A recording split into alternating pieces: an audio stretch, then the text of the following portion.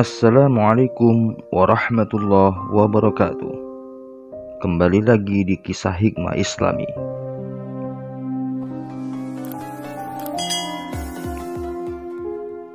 Ada seorang saleh yang mempunyai kedekatan dengan seorang raja. Hampir setiap hari ia datang ke istana untuk memberikan nasihat-nasihat kepada sang raja yang tidak pernah bosan mendengarkan, walau terkadang ia mengulang beberapa kali nasihatnya tersebut. Hal ini bisa terjadi karena ia memang sangat tulus ikhlas, tidak ada pretensi atau pamrih apapun, khususnya keduniawian. Salah satu nasihat yang sering diulang-ulangnya adalah, berbuatlah kebaikan kepada orang yang berakhlak baik, karena orang yang berbuat dan berakhlak jahat akan binasa oleh kejahatannya sendiri. Ternyata ada orang yang tidak suka, bahkan hasut dengan kedekatannya dengan sang raja. Ia selalu mencari jalan bagaimana bisa memisahkan orang soleh tersebut dengan raja, bahkan kalau mungkin membinasakannya. Setelah menyusun rencana yang matang, ia datang menghadap raja dan berkata, "Wahai sang raja, sesungguhnya orang soleh yang selalu mendatangi engkau itu mengatakan kepada orang-orang di sekitarnya bahwa bau mulutmu sangat busuk. Apa benar seperti itu?" tanya sang raja, setengah tidak percaya. Lelaki penghasut itu berkata lagi, "Kalau Tuan Raja tidak percaya, jika besok ia menghadap ke sini, perintahkanlah ia untuk mendekat. Niscaya ia akan menutup hidung dan mulutnya." Sepertinya sang raja termakan oleh hasudannya dan berkata, "Pulanglah engkau, aku akan mengecek kebenaran ucapanmu itu." Keesokan harinya, pagi-pagi sekali sebelum berangkat ke istana raja, orang soleh tersebut diundang ke rumah si lelaki penghasut. Setelah memberikan nasihat-nasihat yang diminta, orang saleh itu disuguhi hidangan dan dipersilahkan memakannya. Ternyata si penghasut telah membubuhkan banyak sekali bawang putih dalam masakan tersebut, sehingga mulut si orang soleh berbau tidak sedap, bau bawang putih yang menyengat. Orang soleh itu segera berpamitan karena ia mempunyai janji untuk menemui raja setiap harinya. Ia tidak punya waktu untuk bisa menghilangkan bau mulutnya itu dan menghadap raja dalam keadaan seperti itu.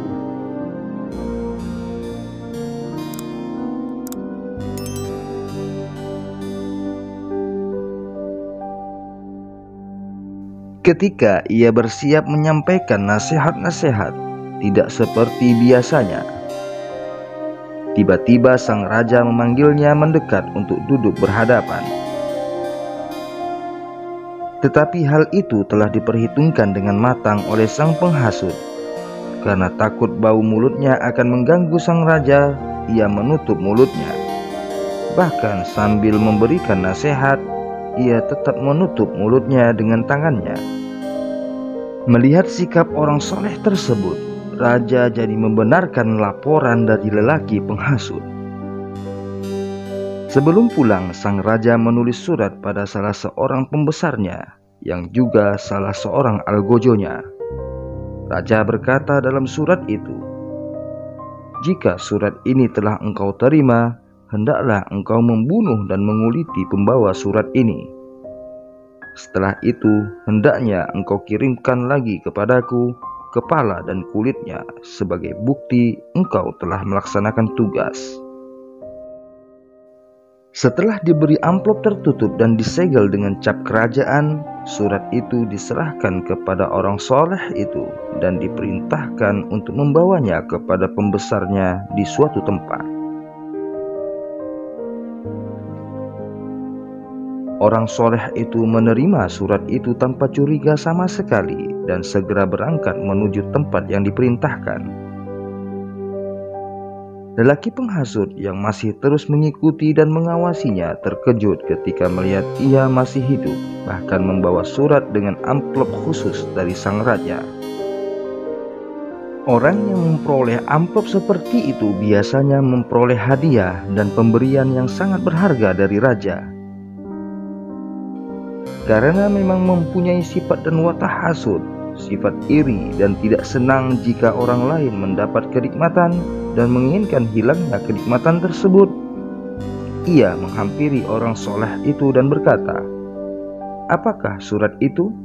Orang soleh itu berkata, "Surat ini ditulis sendiri oleh raja dan aku diperintahkan untuk mengantarkannya."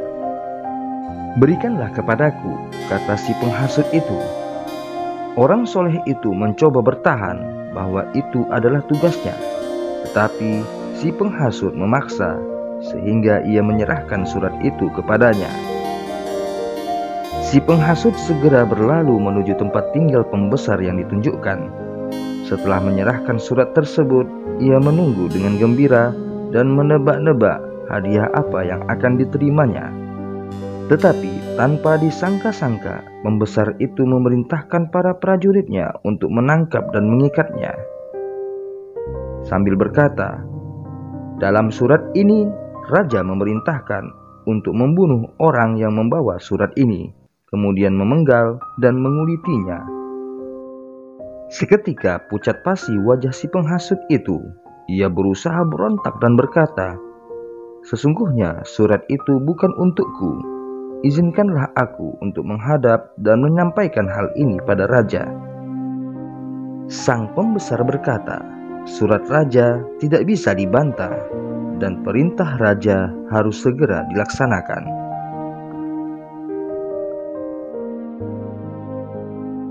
Ia segera disembelih, dipancung kepalanya dan dikuliti, kemudian dikirimkan ke raja.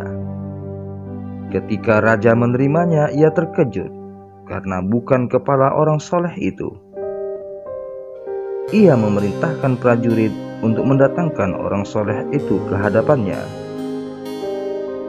Ketika telah ia tiba, dan ia sama sekali tidak tahu bahwa si penghasut telah mati dipancung, sang raja berkata, "Mengapa engkau tidak mengantarkan sendiri surat itu seperti perintahku?" Orang soleh itu menceritakan semua yang dialaminya dan meminta maaf atas keteledorannya, sehingga menyerahkan surat itu pada orang lain. Raja berkata lagi, "Benarkah engkau berkata kepada orang-orang bahwa bau mulutku sangat busuk?" "Astagfirullah, tidak benar seperti itu, wahai raja. Tetapi mengapa engkau menutup mulutmu ketika engkau kuperintahkan mendekat kepadaku?" Orang soleh itu menceritakan peristiwa yang dialaminya sebelum ia menghadap raja pagi hari itu. Raja mengangguk-anggukkan kepalanya, mulai mengerti duduk perkaranya. Kemudian ia berkata, "Benar sekali ajaran dan nasihatmu. Orang jahat itu akan binasa karena kejahatannya sendiri." Subhanallah.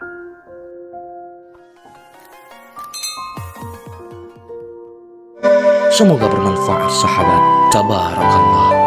Wallahul muwaffiq ila aqwamit thariq. Assalamualaikum warahmatullahi wabarakatuh.